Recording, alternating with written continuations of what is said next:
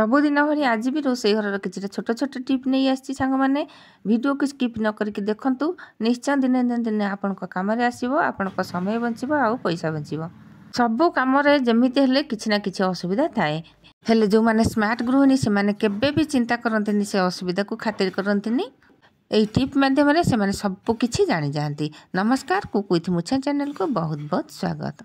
एबे देखिबा प्रथम टिप यही भली डट पेन आम जो आणुचंती लेखुचंती से बेले बेले कौन हुए ना सुखी जाए जमा चलेनी आम ताकू कौन करबा एमती टिके उषुम करदेबा डीएसएल काठी हो टिके जेमती हेले गरम रे आम टिके उषुम करदेले से पुणी चलिबो। देखंतु मो सेठी टिके डीएसएल काठी लगेदेली देखैदेली अल्प समय बेसी जमा देखैबेनी। देखंतु एठी चलिला पुणी तो एबे जिबा आम नेक्स्ट स्टेप को आम गृहिणी मैंने सब बेले रांधि सारा पर गैस पोछते गैस तो सब बेले असना होता है रोषे कले देखूँ केते असना होती तो ताकू पोछीदेवा। आम कौन करवा बर्नल को केमती सफा करवा से गैस बर्नल को आम सबुदिन सफा करें निहाती कम आम 8 दिन 4 दिन थरे लेखा सफा करवा निहाती दरकार जहाँ भी है 8 दिन थर करवा करले आम गैस टी भल जल भल बेसी दिन जीव। तो देखो मुझे केमी सफा करुच्ची अति सहजरे केमती सफा करवा। तो ये मुझे देदेली लुण गोटे चामच जिते भी मली होता लुण बढ़िया मली काटब। तो डेली डेली तो आम सफा करें आ समय भी आमको ना एत सफा करने को तो आम जिते भी सफा करवा एमती ही सफा करवा आम बर्नल टी सफा हेले आम गैस बेसी दिन जीव आ बर्नल भी सफा होकी रहिबो।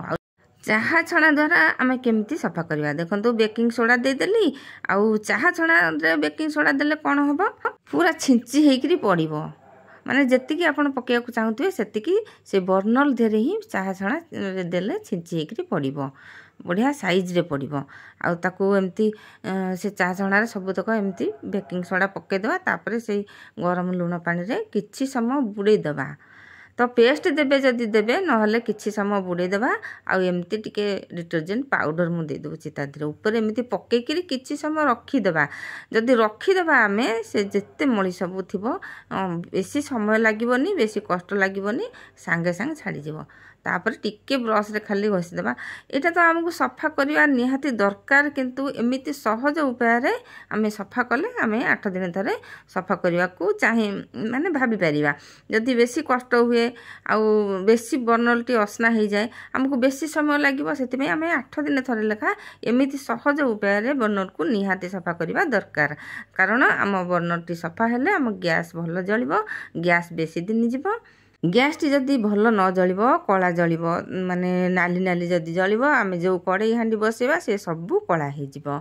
तो ये देखो केते सहज अल्प समय भितर जमा भी बेसी समय लगलानी बुड़े की रखीदेले किसी समय ना मलीटा सब बतुरी जाइथिला तापर टिके ब्रश मारदेले केते सफा हो गला केते मली पानी बाहरला। देखंतु तापर आम कौन करबा भल भाबरे सुखिला कपड़ा रे ताको पोछिकी जांगी गैस रे दबा।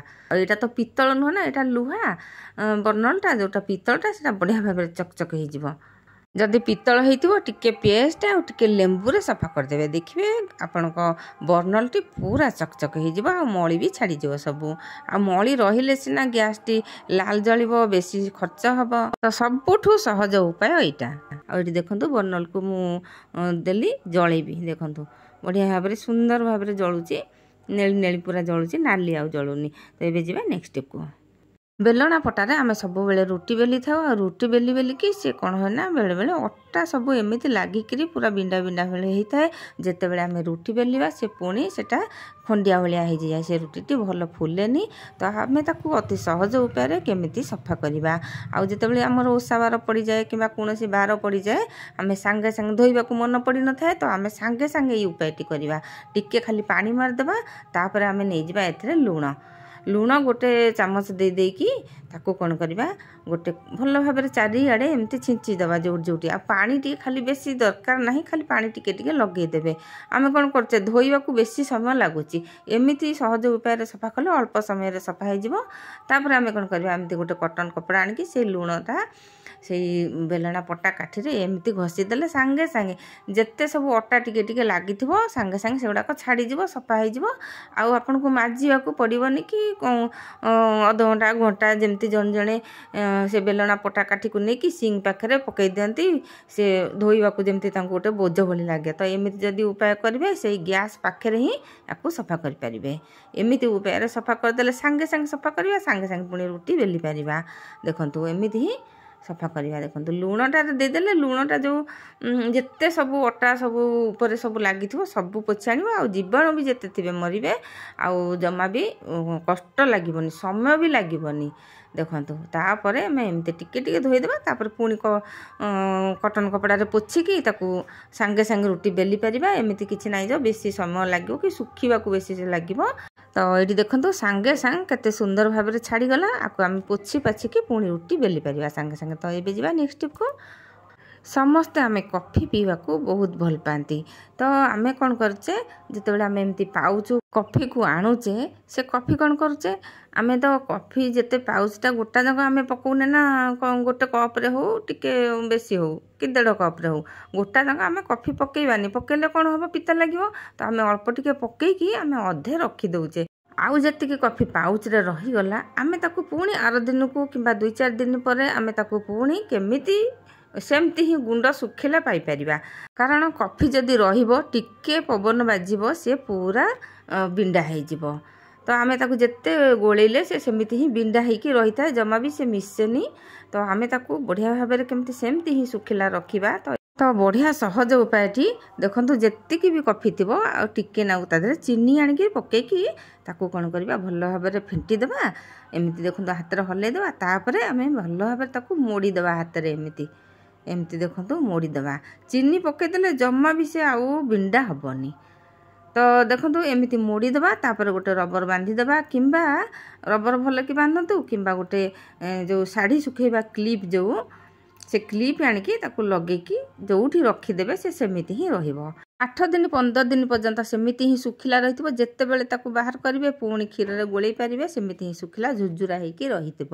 ଜମା ବି ଭିଡ଼ିଓକୁ ସ୍କିପ୍ କରନ୍ତୁନି ସାଙ୍ଗମାନେ, ଆଗକୁ ବହୁତ ବଢ଼ିଆ ବଢ଼ିଆ ଟିପ୍ ଅଛି। ଏବେ ଯିବା ନେକ୍ସଟ ଟିପ୍କୁ। ସବୁବେଳେ ତ ସାର୍ଟ ପିନ୍ଧୁଛନ୍ତି, ବ୍ୟବହାର କରୁଛନ୍ତି, ହେଲେ ଏଇ ଖରା ଦିନେ ଯେତେବେଳେ ସାର୍ଟ ପିନ୍ଧୁଛନ୍ତି ଭାରି ଗୋଟେ ଅସୁବିଧା ଥାଏ।